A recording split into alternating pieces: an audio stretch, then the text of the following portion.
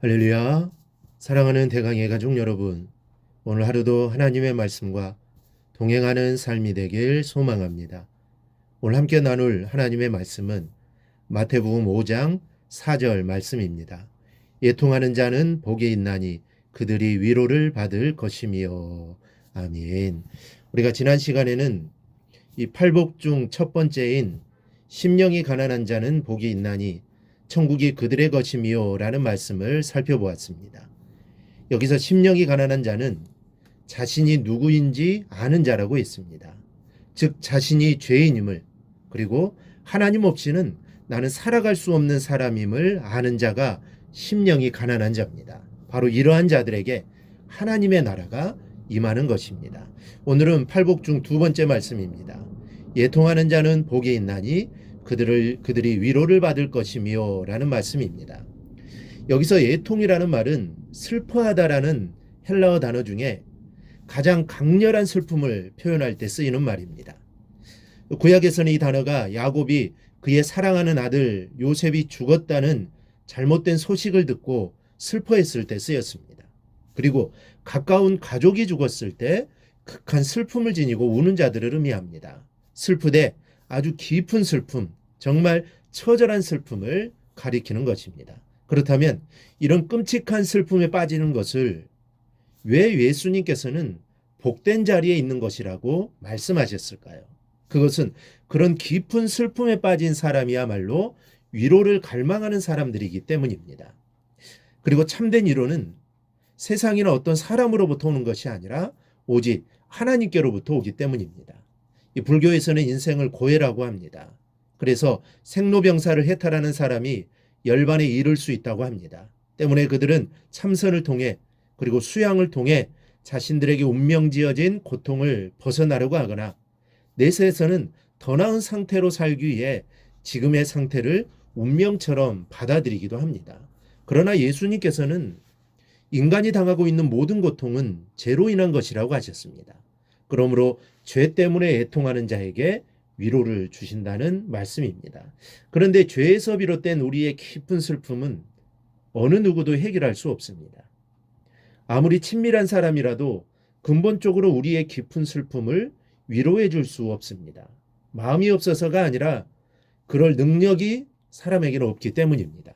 그래서 예수님이 인간의 고통이 원인이 되는 죄를 사하시기 위해 십자가를 지신 겁니다. 그리고 예수 그리스도의 십자가는 우리 개인과 또 공동체의 죄를 적나라하게 들추어내는 역할을 합니다. 만일 십자가를 대하면서도 자신의 죄를 깨닫지 못하고 울지 않는 사람은 하나님의 백성이라고 할 수 없습니다.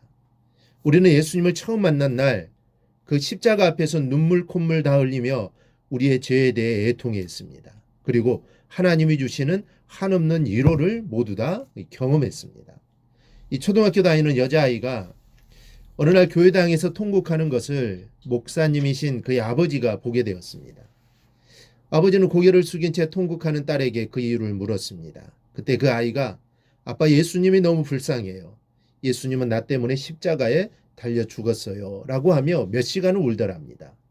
이 아이는 기독교의 원리는커녕 자기의 잘못이 무엇인지조차 제대로 알 수 없는 어린아이였습니다. 그런데도 십자가를 보며 자기 때문에 예수님이 죽었다는 것을 깨닫고 있었던 것입니다. 이처럼 십자가는 우리에게 우리의 죄에 대한 심각성을 일깨워주고 애통하게 만듭니다. 그리고 우리의 죄를 깨닫는 동시에 말할 수 없는 위로를 받게 합니다. 죄에 대한 깨달음은 동시에 하나님의 위로로 연결되기 때문입니다. 여러분, 우리는 무엇 때문에 울어야 합니까? 우리는 이미 내 자신의 개인적인 죄 때문에 울었고 또 하나님의 위로를 받았습니다. 이러한 우리가 이제 울어야 한다면 누구를 위해 울어야 하는 것일까요? 오늘날은 세상의 죄와 우리의 죄 때문에 애통해야 될 때입니다. 그리고 우리 기독교가 세상에서 죄구실을 하지 못한 죄를 애통해야 할 때입니다. 내 가족을 위해 기도하는 것, 자녀들의 앞길을 위해 기도하는 것도 필요합니다. 그러나 이러한 모습은 하나님의 나라의 모습과는 너무나 다릅니다. 하나님의 나라는 내 자신을 넘어 내 가족을 넘어 이웃을 바라보게 되는 것이 하나님의 나라입니다. 이웃의 슬픔에 아랑곳하지 않는 행복은 진정한 행복이 아닙니다. 그것은 이방인들이나 취하는 태도입니다. 우리 모두는 우리 주변 구석구석에 산재된 슬픈 일을 보고 내일처럼 애통해야 하는 사람들이야 합니다. 그럴 때 우리는 그 자리에서 하나님을 만나고 위로를 받게 되는 것입니다. 이제 나만을 위해서 울 때는 지났습니다. 새벽 미명부터 하나님의 뜻을 쫓기 위해 오신 여러분들은 더욱 그렇습니다. 왜냐하면 하나님의 나라는 나가 아닌 우리가 더 중요한 곳이기 때문입니다. 요즘은 정말 시대적으로 어려운 시대를 보내고 있습니다. 즉 모든 사람들이 어려운 가운데 있습니다.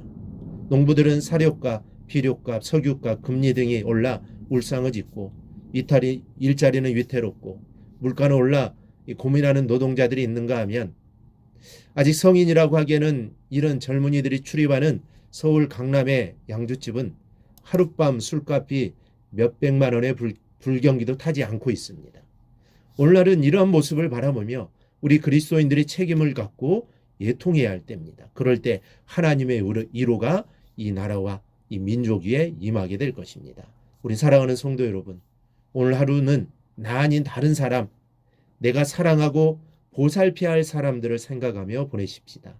그들의 슬픔을 같이 슬퍼하고 그들의 고통을 같이 나누며 그들과 함께 하나님의 위로를 받읍시다. 이 나라 민족을 위해 목 놓아 울어보시기 바랍니다. 그럴 때 하나님의 위로가 우리에게 임하게 될 것입니다. 올해 울 때, 애통할 때 하나님의 위로가 임한다는 것을 기억하고 애통함으로 하나님이 주시는 참 위로가 우리에게 임하기를 주님의 이름으로 축원합니다. 오늘 묵상한 말씀을 굳게 잡고 삶으로 실천하며 살아내는 대강의 모든 성도들이 되기를 축복합니다.